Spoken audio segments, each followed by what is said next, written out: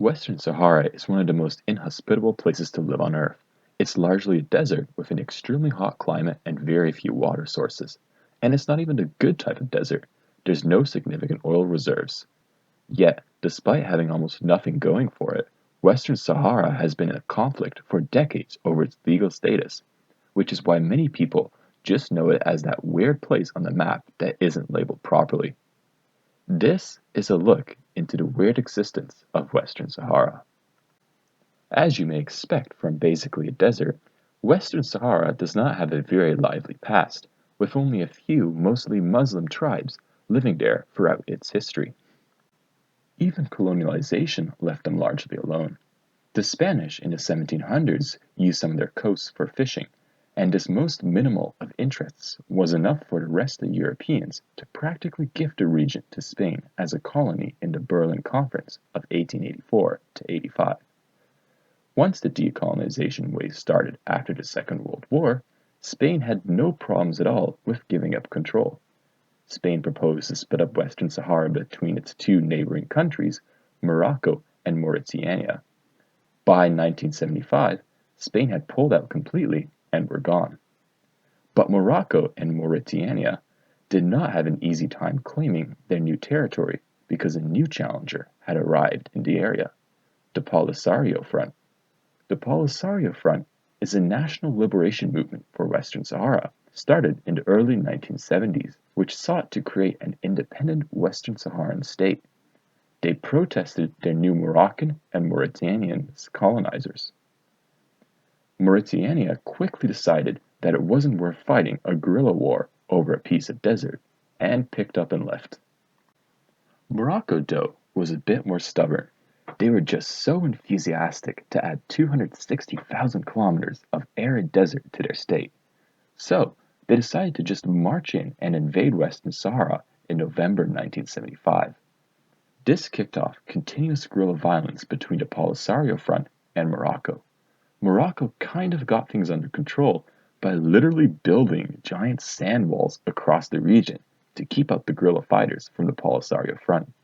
To date, there's actually about 2,700 kilometers of sand wall in Western Sahara. In 1991, both sides agreed to a ceasefire, and the UN deployed a peacekeeping force there, which is still active today. The UN-supported solution was to have Western Sahara hold a referendum where they would choose if they would want an independent future or one under Moroccan rule. But violence has prevented that from happening despite the ceasefire. And Western Sahara is today far from peaceful. Over 150,000 West Sahara people currently live in refugee camps. Many observers even view Western Sahara as the world's largest remaining colony due to Morocco's colonial attitude towards the territory. Personally, I struggle to understand why Morocco even wants this territory. The majority of the region is literally almost uninhabitable territory with no real resources. There are only small amounts of phosphate reserves, which are almost nothing compared with Morocco's existing phosphate reserves. Moreover, keeping this conflict going is expensive. Even if Morocco were to win the war, caring for the West Sahara people in this region is also a cost, as many people in Western Sahara depend on imported water for survival, and that is not cheap. This leads us to the current state of Western Sahara. This is probably best illustrated through looking at some of the different ways in which Western Sahara can be represented on a map. The most common way to represent Western Sahara on a map is with a dotted line showing that the area is disputed. Often, this area is left gray or some other muted color. However, this is not the most realistic representation. Technically, Morocco has some form of governance over the areas in red on this map, with the Polisario Front controlling most of the almost unlivable areas in green. However, no state has ever officially recognized the Moroccan rule in this territory, so no map ever would show these borders. Sometimes you see maps showing either Western Sahara as entirely part of Morocco or as a separate sovereign state, and again, neither interpretation there is technically correct.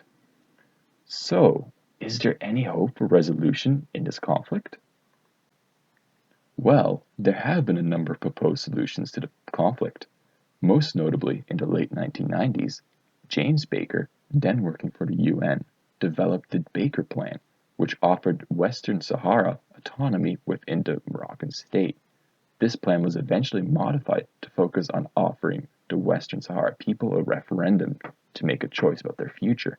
Yet, the sides were not able to agree upon this plan, and Baker actually resigned in exasperation. However, there has been a completely unexpected person who took an interest in ending this conflict. John Bolton, Trump's former national security advisor, who has been called the architect of the Iraq War and is a prominent critic of international law and institutions, has a deep personal interest in the Western Sahara dispute. This amazingly stems from him working under James Baker on this issue in the late 1990s.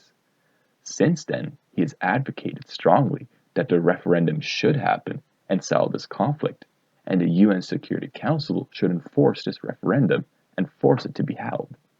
Unfortunately, or fortunately, Bolton was fired after only a year in his role, and he was not able to effect much change in the UN's approach to the Western Sahara conflict. This came as a relief to many Moroccan observers, as such a referendum would likely have resulted in an unfavorable ruling to Morocco. Since Bolton's appointment and subsequent firing, there has not been much progress on getting this issue resolved.